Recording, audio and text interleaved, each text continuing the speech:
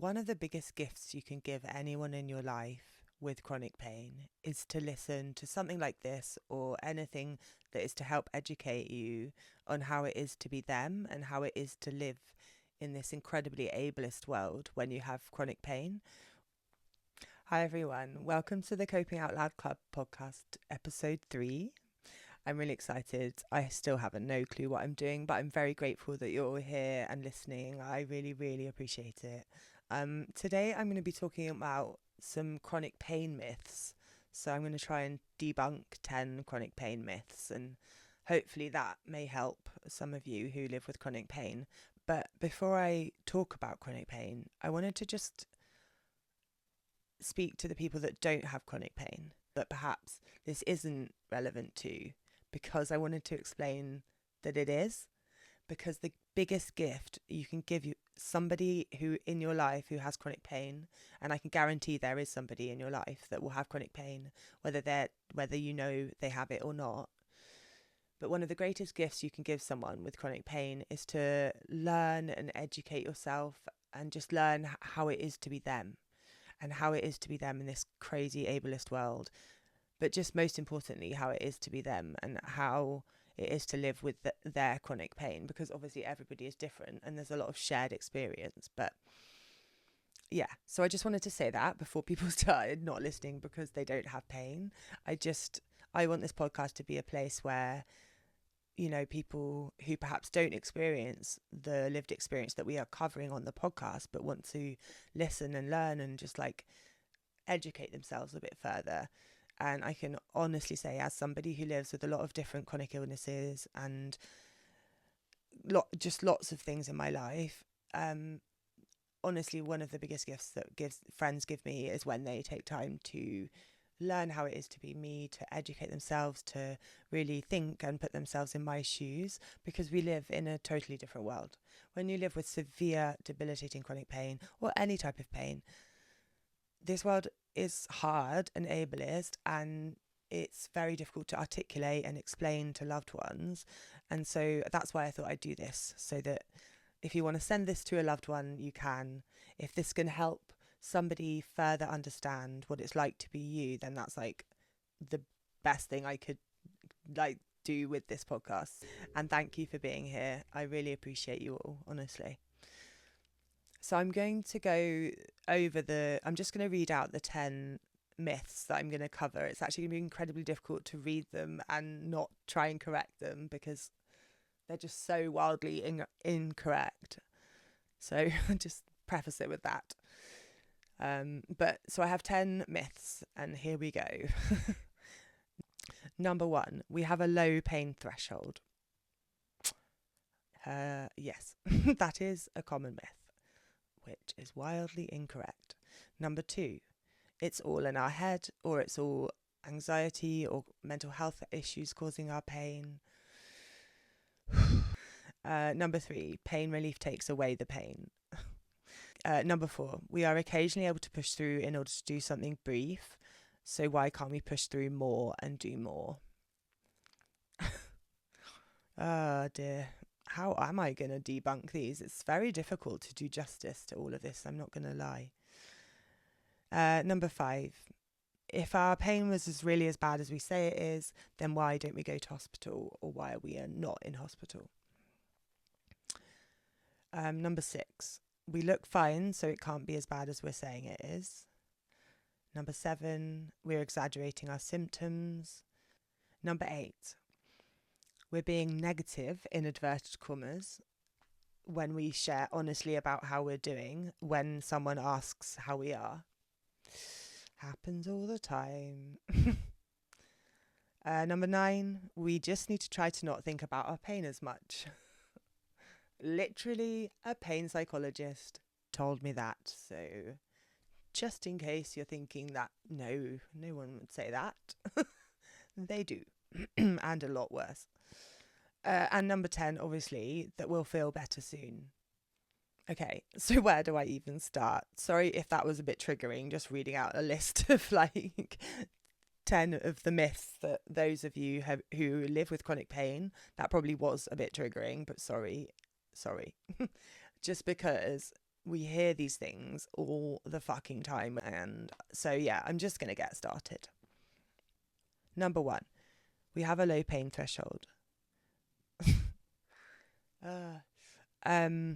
We're more hardcore than you could ever imagine and than words could ever do justice for. The suffering that we endure every day with living with chronic pain is something that it is incredibly difficult to do justice to with words. And that is, I think, part of the problem when you feel so alone with chronic pain, because you try desperately to articulate it, and actually words are often not the thing that does it justice.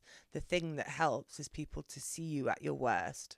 But the irony, this is so common, is that actually when we are at our worst, when we need people the most, when we would like actually people to be able to see the consequences of our brief functioning moments, but those are the times that we cannot be with anybody, that we have to be alone. I wake up with pain that would send somebody else straight to A&E or calling 999. That is just my normal everyday pain, unfortunately. So just to clarify, we do not have a low pain threshold. It's the complete opposite. We don't wail and scream and shout. We're the quiet ones in A&E, but it's because we can't scream and shout all day long. Like, there is an element of us having to get used to it, in inverted commas. I'm not used to it. Nobody could ever be used to this level of pain every day. I don't believe our bodies are designed to be in this level of pain every single day. It's not right. My nervous system cannot handle it. My mental health cannot handle it. But unfortunately, due to many different reasons, that is my situation and the situation of many, many others. So, moving on to number 2, which is, oh my God, I don't really want to talk about because it's just so triggering. So trigger warning. It's all in our head, or it's anxiety or a mental health issue causing our pain.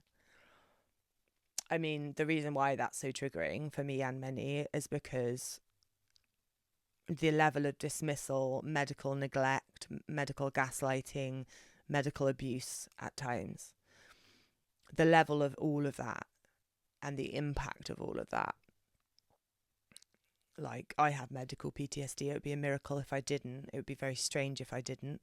A lot of people with chronic illness have complex medical PTSD. I can go into that further at a different time. But yes, we may have some mental health challenges, or we may have a history of mental health challenges, or we have, mental health challenges because of our health, which it doesn't matter which way it is.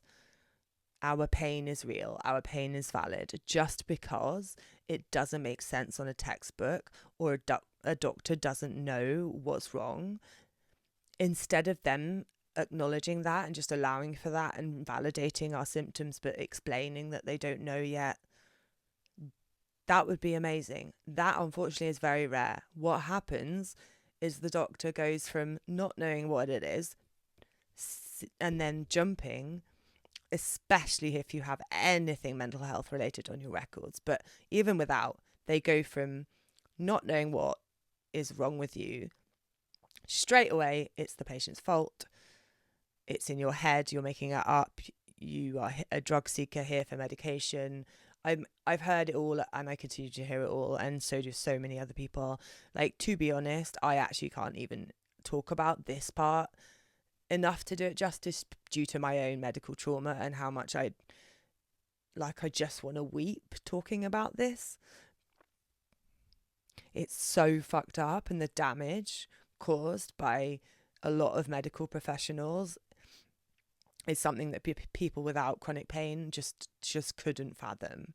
So I speak to a lot of people who live with chronic pain and chronic illness, and they all share what I experienced too, which is that our medical PTSD, medical complex PTSD, comes from repeated hospital trauma and medical trauma.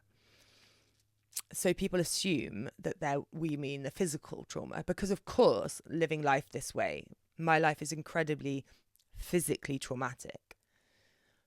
But I'd pick that any day over the mental trauma at the hands of the medical professionals. Any day. It's a fucked up sentence to say, but so many other people I know and have connected with have experienced the same, and it makes me livid and breaks my heart at the same time that I'm not alone, because I'd prefer, even though I feel so alone all the time, like I'd prefer to be alone with it. So I wish nobody else experienced this. And obviously, hashtag not all doctors, like there are amazing ones out there which give you hope and prove it's possible, proves that the care that we yearn for is possible. But also, unfortunately, it's still medical dismissal and gaslighting and neglect and abuse is still such a huge issue, especially when it comes to chronic pain patients. So just to clarify, number 2, that it's all in our head in inverted commas, or it's anxiety causing it or whatever. It's not. And even if you're undiagnosed, your pain is real, your pain is valid, you're not fucking crazy. We are not fucking crazy. Our pain is real and it sucks, but it's real, and I wish it wasn't.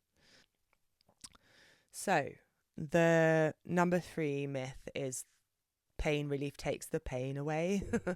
And I just have to laugh because, like, oh my gosh, I wish that was true. This is a short one. It doesn't. That's the answer. It might relieve, in inverted commas, like a little bit, bring, so if my pain's a 9 out of 10, 9.5 out of 10, it might bring it down to an 8. If I'm lucky. So everybody is different, obviously, but it's absolutely worse without it, of course. So I really do need it. But there's this sort of myth that we take pain relief, so then we're fine. And I can confirm that is not true. That is not the case. But equally, also, obviously, everybody is different. But this is from a general perspective, as well as obviously my own lived experience and talking with many people. But, the odd person may get more benefit, and it depends what level your pain is when you take the pain relief. But ultimately, most people are still in a lot of pain, even if they are on strong pain relief. So number 4 is we are occasionally able to push through in order to do something. So why can't we push through to do more? And that, where do I start? Basically, in short, we use all of our energy, all of our spoons, all of our adrenaline. It's pure adrenaline to function for a brief moment, whether that's a hospital appointment or I don't know. But whatever the brief moment is, that is purely because we had to use up energy through adrenaline that we did not have. So we then spend days, weeks, whatever, in recovery.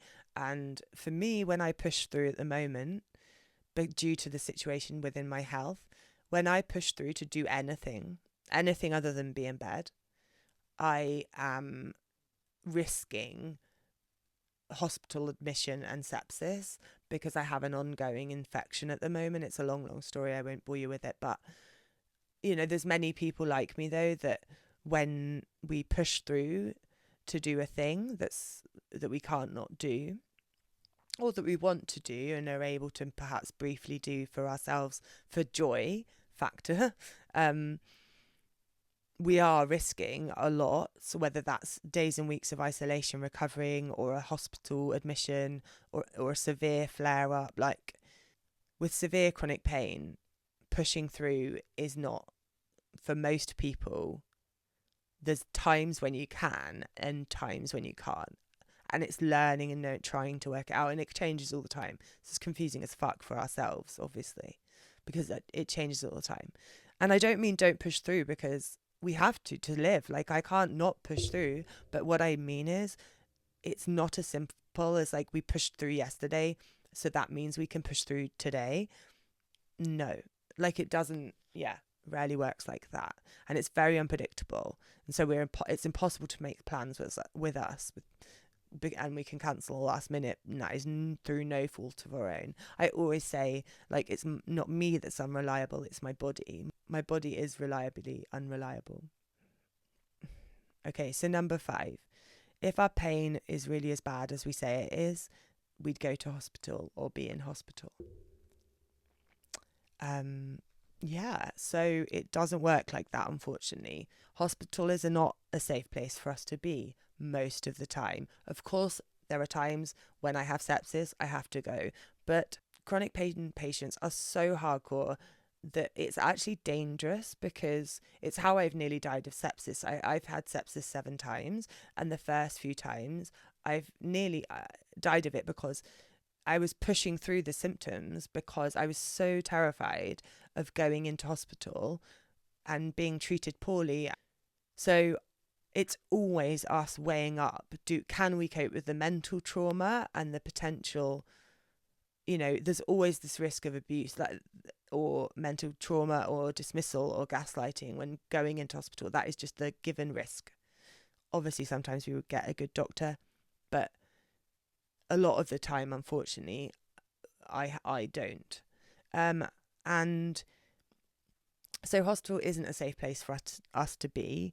And I have explained already about all the gaslighting and the impact that has. I mean, especially when you have medical PTSD, then that adds another layer. But the main reason that we're not in hospital is because hospital is not, it's not designed to treat or care for people with chronic pain. They'll deal with acute pain, like post-op acute pain, or they'll deal with like flare-ups of chronic things. But hospital, unfortunately, is so under-resourced. Like, there's nowhere for us to be. I always joke, it's so, I wish this existed in the UK more, but like convalescence places where it's all a bunch of us with chronic illness and we're just there resting together, not functioning together, and we just all lie in a big giant bed and watch TV. Who's in? That's my dream. But so basically hospital is just not designed for us, but also treats us really poorly. So yeah, that's the end of that. Okay, so number 6. We look fine, so it can't be as bad as we're saying it is. Yeah, this is a big problem, looking okay and looking fine in inverted commas. 80% of disabilities are invisible, which I think a lot of people don't realise. But also, I can't deny it's confusing. I see myself and I'm like, but how do, like, I'm so sick or I'm in so much pain, and I'll catch a glimpse of myself and I'm just like, I do look like shit a lot of the time. But I know why people are confused. That's what I'm trying to say. Like, I get it. And I have it with my friends who have chronic pain, who have, invisible illness. It's confusing, but I'm just saying that because I think people can get really angry that people don't understand that they're in pain because they look fine. And don't get me wrong, it fucking pisses me off all the time. And I'm really glad for signs that are now sort of coming around society that say, like on a disabled toilet or wherever, that not all illnesses are visible. I really appreciate seeing that in the world. Forgotten what I was going to say. I've been doing pretty well, actually. It turns out making notes helps. Episode 3, I figured that out. Basically, just because somebody looks okay, it does not fucking mean they are okay. Just because somebody looks fine, that does have it has no reflection of how they're feeling inside or what they're experiencing or what they're going through. And it's not just with invisible disabilities. It's the case for everybody. Like, everyone walking down the street, someone could have died recently. They could be struggling with something with their mental health. They could be, I literally can't think of examples on the spot. That is a weak point of mine. But you get my point, hopefully, that it actually applies to everybody. This is what I always bang on about, because invisible disability and learning about invisible illness and stuff, is actually just basic human compassion. Like, but yeah, unfortunately, it often gets missed or misunderstood or whatever. Because I feel like it's basic human compassion, because we should be kind to everyone, regardless of what we know about what they're going through. Like, a stranger in the street, we should be kind to them. So I feel like this is relevant to everybody, like not just people with invisible disabilities. Obviously, we are a category of people that desperately need people to realise we exist and need accommodations and accessibility and etc. etc. But it also applies to everyone, because everybody is struggling in some way, because it would be insane if you weren't in this crazy world. It's such a hard, crazy wide world that we live in, and I just think it's part of human nature to have some sort of something going on, whether it's a grief, a loss, or chronic illness, or I can't think. My brain is really ironically, my pain is I'm really crashing. Basically, I'm crashing and burning. My pain is taking over my brain big time, so I'm going to try and whip through the next few. So this number 7 is that we're exaggerating our symptoms. This one hurts. This one hurts for me, like in the heart, because I guess alongside that, it could be we're exaggerating our symptoms, or we're a hypochondriac or something. Like, that's the myth, really. Every time I meet a new doctor, there's always that terrifying feeling of, will they see my records and conclude hypochondriac, or will they conclude, complex, like patient or whatever? Because it makes a huge difference. A lot of people, and incorrectly so, a lot of medical professionals, incorrectly so, will assume that because we have a lot of health issues, that we exaggerate, we are hypochondriac. The reason it hurts is because I could not be further away from that. I could not be less of a hypochondriac. The thing that happens with people with chronic pain is that I forgot what I was saying. Oh my God. Sorry. That is it. Yeah, that's the factor of chronic pain. We all know that. Basically, to wrap this up, just to explain, we are not exaggerating, and our symptoms fluctuate wildly. So it might appear like we're exaggerating, or the severity of what we describe may appear that we sound like we're exaggerating, but I can absolutely guarantee, well, A, why the fuck would we, and B, we are not. Because when I share my reality, it can seem like I'm exaggerating because it's so severe, but that is just the reality, and it's hard to get that across, and that is partly another reason why chronic pain is so lonely, because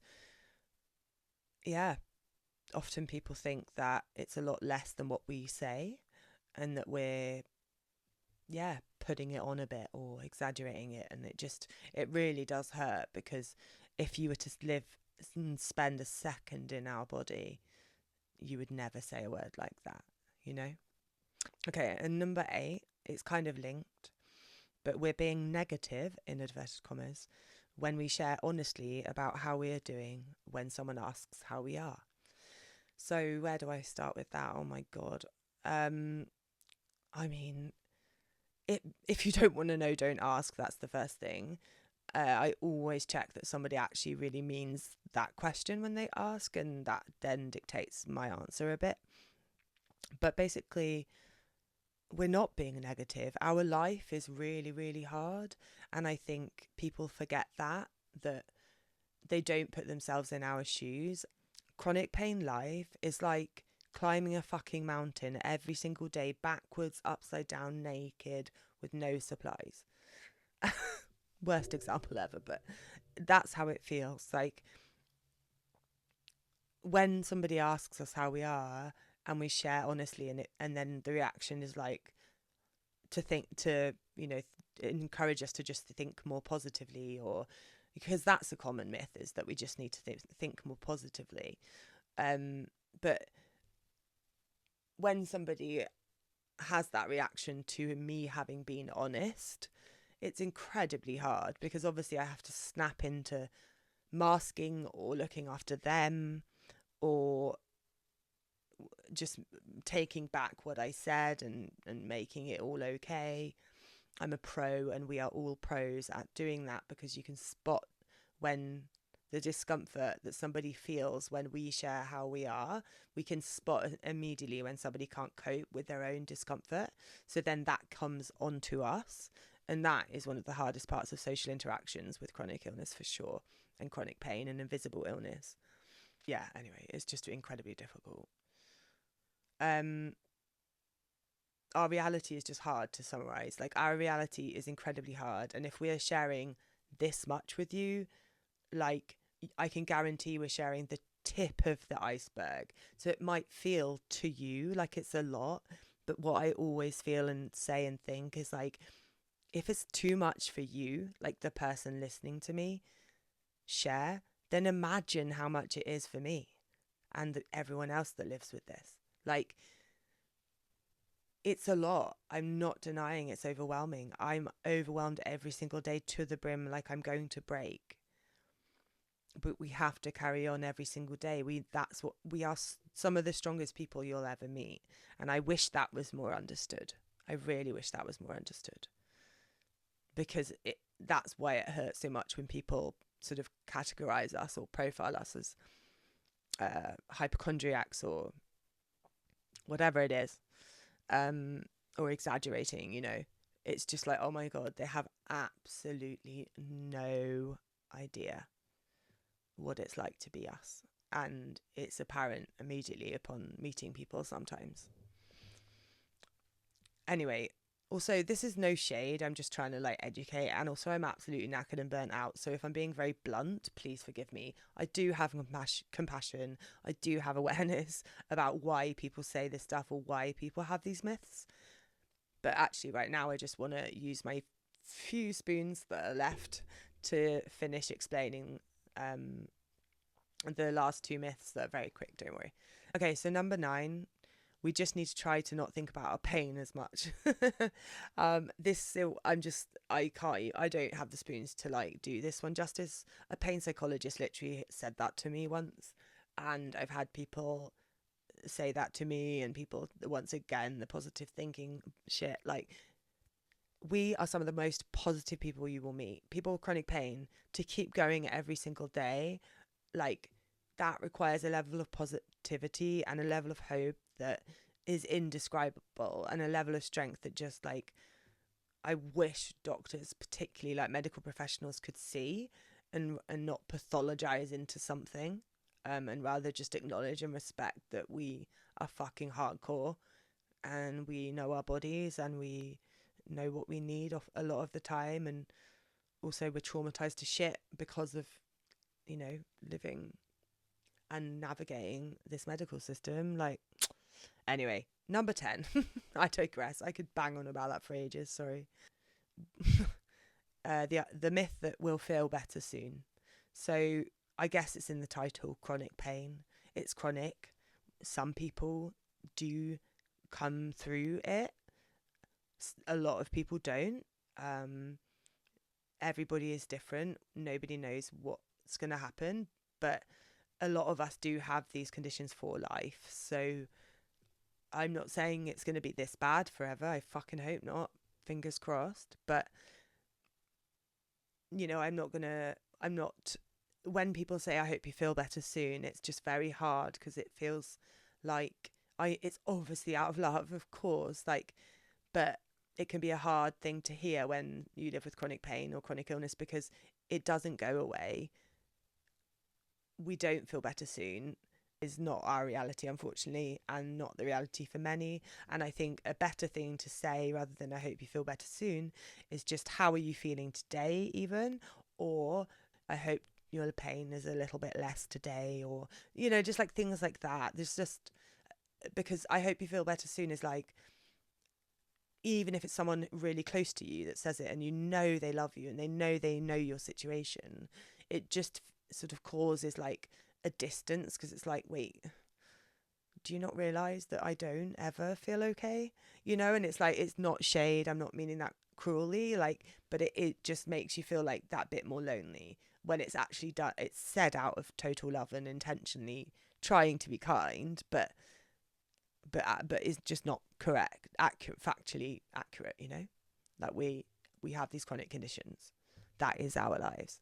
And it causes discomfort in a lot of people. Our situations, chronic pain, severe chronic pain, chronic illness, debilitated, can't live their lives. It causes a lot of discomfort when we speak to people about it often. So I often joked about myself as a walking discomfort trigger. Because I really am a walking discomfort trigger. Like, if you actually want to have a conversation with me, like, I will trigger discomfort in you, not intentionally, but my situation will. And it's really hard to live like that and have that and know that about yourself. Like, I wish it wasn't like that. And of course, there are other people in my life that I could not live without. The people that can handle it, that can hold the shit, that I don't have to, mask as much with, I guess. Oh, fuck it. Oh, God. I've like fully crashed and burned. Sorry. I was headed this direction, but I've been trying to I just really am passionate about this stuff and trying to stick with it. But actually, my brain has well and truly burnt out completely. So I need to stop and lie down and stare at a wall. And this is actually quite a good sort of depiction and like example of chronic pain. And like, for however many minutes, I can bash through and make sense with a lot of pausing and going back and checking what I've said and trying to continue the thread of thought. But just the impact that chronic pain has on your brain, like, it's just brutal. You know, I used to feel and was clever. Like, I feel like I barely recognize my own brain, my butt. That don't even get me started on that. But I just don't recognize myself, and it's really, really hard. And anyway, that's another topic for another time. But sending lots and lots of love to all of you with chronic pain. And if you've listened to this and you don't have chronic pain, thank you so much for listening, because somebody somewhere will be incredibly grateful. Just learning bits and pieces about this stuff. Like I said, 80% of disabilities are invisible. And also, again, like I said, this just is genuinely basic compassion, really. You know, some of this, like, of just, we don't know what people are going through. So offer people compassion and kindness regardless of what they look like, regardless of anything, because they're human. Anyway, I could waffle forever, but I'm going to leave it there. So thanks for being here. Please reach out if you need. I'm sending all the love to all of you.